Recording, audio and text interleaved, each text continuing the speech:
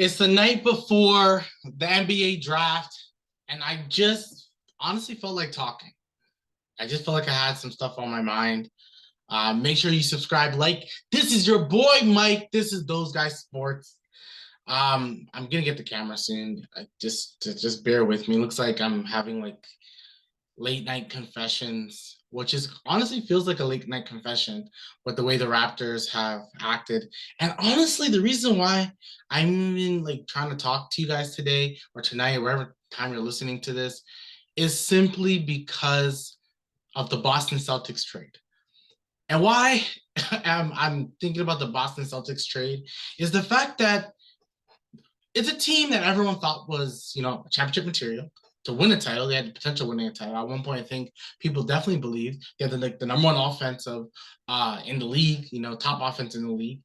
And in saying all that, they didn't make the NBA Finals. And what they do, some could say they got better. They traded for Kristaps Porzingis. Now, I think if you look at their lineup, they still have, that guard, and Derek White. I think they definitely believe in Marcus Smart and what he can do for that squad, and I kind of believe in it too. I still think they're championship material. I think there's a couple little things that team needs to do, but all in all, I think they're still championship material. But now you got Kristaps Porzingis. I don't know what you're gonna do. If you're gonna put Kristaps at the 4, maybe put Rob Will at the 5. Then you have Al Horford come off the bench. Then you have a bench of Al Horford and maybe Derek White. Like, that's not bad. That's still pretty good for that squad. And I just like the Porzingis move. This is like the Porzingis move has put me in a bad mood as a whole, because I'm like, what is Masai and Bobby doing? There's so much rumors. Every other hour, we're hearing rumors about Pascal. Then we're hearing rumors about OG. Now there's executives are saying that Fred VanVleet is not going to come back. And you're thinking to yourself, okay, so what's happening? Then there's a report like the other day that Jakob Poeltl is not thinking of, he doesn't want to join the Raptors because they're not a contending team, or doesn't want to join the team that's not contending and the Raptors are not going to contend, then he doesn't want to come back. If he doesn't want to come back, then really you traded a potential top 10 pick, like 6 to 10, because you don't have the 6 to 10 if it falls within that range. So you almost lose a pick to the San Antonio Spurs. And I know the Raptor fans are going to dread that, because if you go on Raptor Twitter, go on any Raptor Discord, any Raptor Reddit, you just see the disdain that the Raptor fans have with Bobby and Masai, and the fact that we're not making the right moves and people are questioning upper management, blah blah blah. All this stuff is happening against the Raptors, and it just kind of sucks. And I think sometimes, like, okay, the draft is coming up. I do think some things are going to be moved. Even seeing the fact that Indiana Pacers traded their picks for a greater pick next year, which I don't really think that's going to happen. They're not going to have a greater, like, they traded with the Denver Nuggets. They're not going to win that. So I don't know why Indiana did it. I think ultimately speaking, they just had 5 draft picks, and they ultimately had to get rid of 1 or 2, in which I believe they got rid of 2, but they still got like multiple draft picks now. They're now going to have multiple draft picks next year as well. So I just feel like they're building for the future. Once again, I think it was a good move for Denver as a whole. But yeah, this is not really about a whole NBA thing. There's just more to talk about. The fact that Indiana did that, the fact that Boston did that. I'm looking at Toronto and I'm thinking to myself, okay, I am probably one of the most patient people you'll know. I'll be super patient with the Toronto Raptors, the organization. I'll be patient. But what the fuck is going on? Excuse my language. What is going on? Like, I know we want to keep things like under wraps, and they want to make the smart move, and I'm all about making the smart move. Do the move that's going to build championship winning culture. But damn, I think I'm just like, maybe I'm just nervous. Maybe I'm just like anticipating something to happen. I really want something to happen, and nothing has happened yet. So I think that's where I'm at right now. But I really need something to happen. Seeing the Boston Celtics make a move is like come on. I want to see something. Can we get another draft pick? Some people don't want to trade OG. I'm of the camp, like, I like OG. I don't want to trade him either. I don't want to trade anyone. I'm also on the run it back motto. because I just kind of think this team is a good team. I think that a lot of circumstances made them a bad team last year, but I think it's a good team. And in saying that, so I kind of want to run it back. But is this team better than the Boston Celtics? No. Are they better than Miami Heat? I think, like currently constructed, yeah, I do think they're better than Miami Heat. Yeah, that or they match well. And that's if Fred were to come back. And if Fred doesn't come back, it's not like you have that cap space. You don't have $25 million to now spend on multiple guys. You don't have that.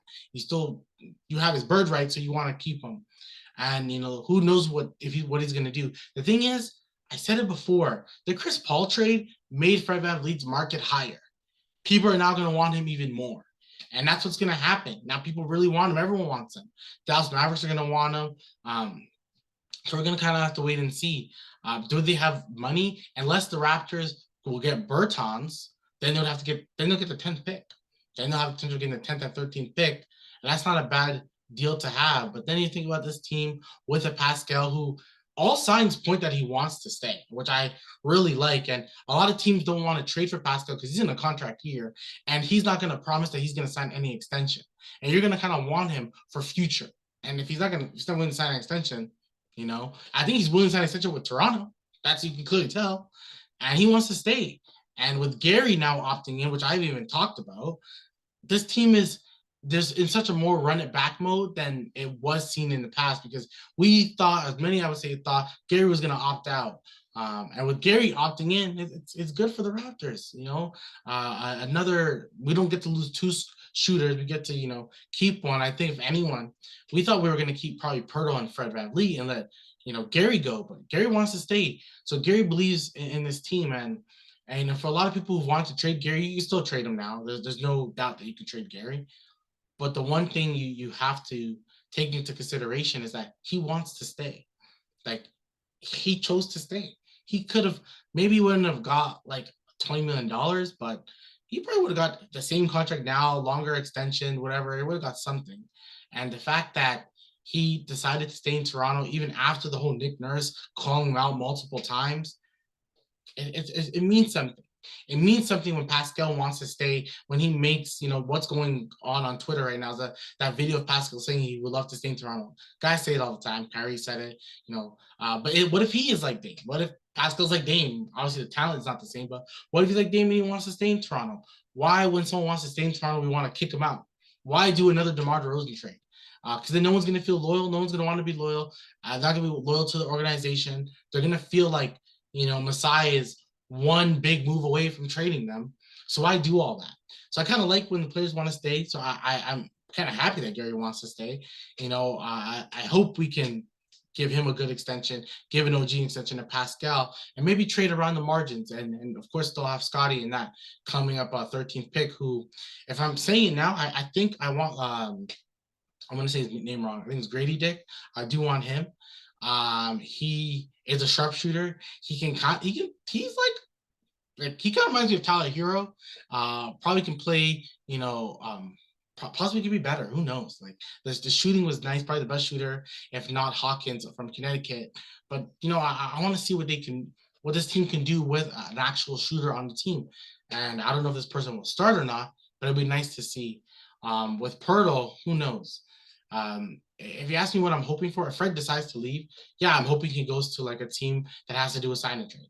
Because then if we do a sign and trade, you get that team's assets. And I would want them. I'm seeing that the Orlando Magic are thinking of trading, Jalen Suggs or Cole Anthony. Well, if Fred decides to join them, and because they're saying if they draft a point guard, then they'll maybe get rid of Suggs or something. Well, Toronto was asked to, everyone thought they're going to get Suggs anyway. So if we were to trade Fred VanVleet with a sign and trade to Orlando and get Suggs and somebody else, or Fultz and a Cole Anthony or whatever, maybe like a late first rounder next year, why not? Like that'd be good. But normally with a sign and trade, you don't get first rounders. I'm just wishfully thinking. None of that really happens when it comes to a sign and trade. You don't get much. But what you can tell the Raptors are probably going to do is they're probably going to release Thad and pay him his $1 million guarantee. It also gives Thad the ability to go to a contender. I would love Thad to come back because I do really like Thad Young. I do think he is just a good vet to have. And I always preach having good vets around a fairly young team or a team that just kind of needs some extra additional leadership. Um, yeah, Raptor fans, I just think we're all kind of thinking like, what's happening? Can something move? Can we push a needle? What I want to talk about as well is a trade that I made and I posted on Twitter is that why wouldn't the Blazers, and now it's funny that the report has come out, why wouldn't the Blazers trade the third pick for a Paul George or Kawhi Leonard? I think Kawhi is okay. Yeah, he probably doesn't want to play in Portland, but if he gets to play with a Dame Lillard, I don't see why he would hate that. That would put them instantly, especially if Kawhi can get some rest. And if Kawhi's healthy going into the playoffs with a Dame Lillard, two of the clutchest guys in the league ever, yeah, I that team would be pretty good. Dame finally has a wing defender that he can trust on. Maybe Kawhi doesn't have to put so much mileage on himself. They can really trust in each other. I'm thinking if I'm like Portland, do a big trade. Trade both of them. Trade both of them. In my master trade, I actually traded Kawhi to Sacramento.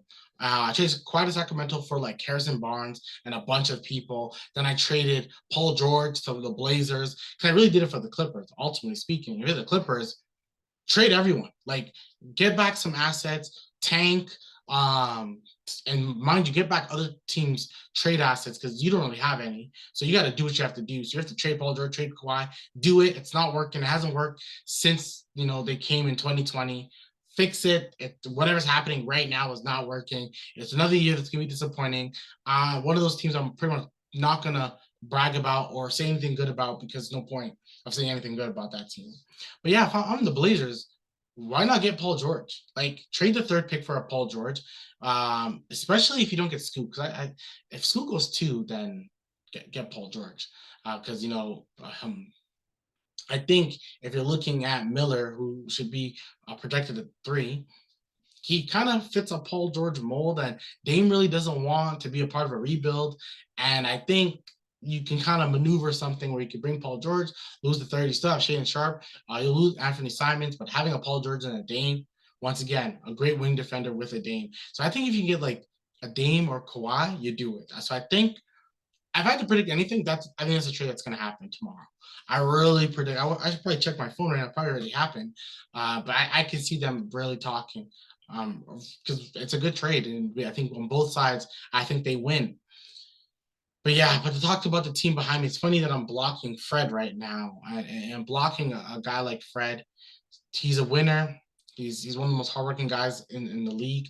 He was undrafted, right? It's funny, the undrafted guy we're really wishing would come back, and it's just the way the league has gone. Sometimes drafted guys aren't as good. That's why I'm not too like focused on like, oh, this draft pick is going to be the next like Devin Booker or Donovan Mitchell. You never know what's going to happen. They can be like they could be like, I don't mean it negatively, but a KCP would not be a bad type of player to have, but you don't know the type of player you're going to get. So you're hoping you get someone good. You're hoping you develop them, put them in your system, and they grow into a special talent. But you never know what's going to happen.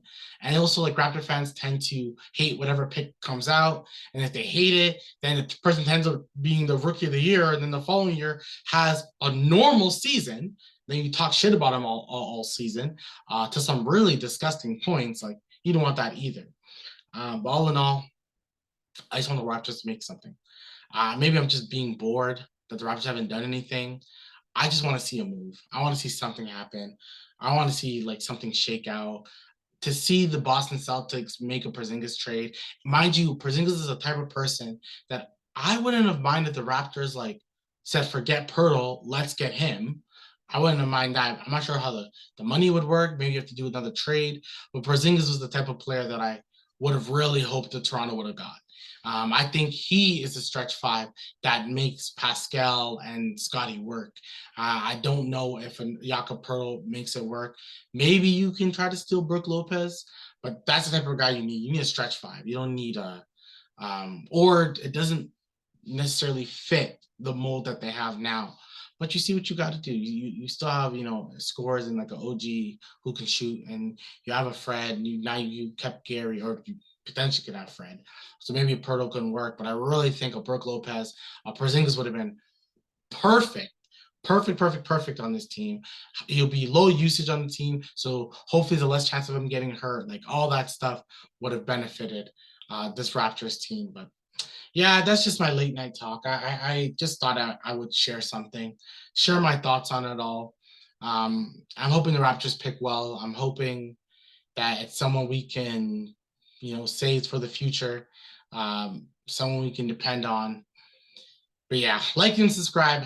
I'll talk to you guys again soon. Hopefully the Raptors make a move because I'm almost tired of this stuff. Peace.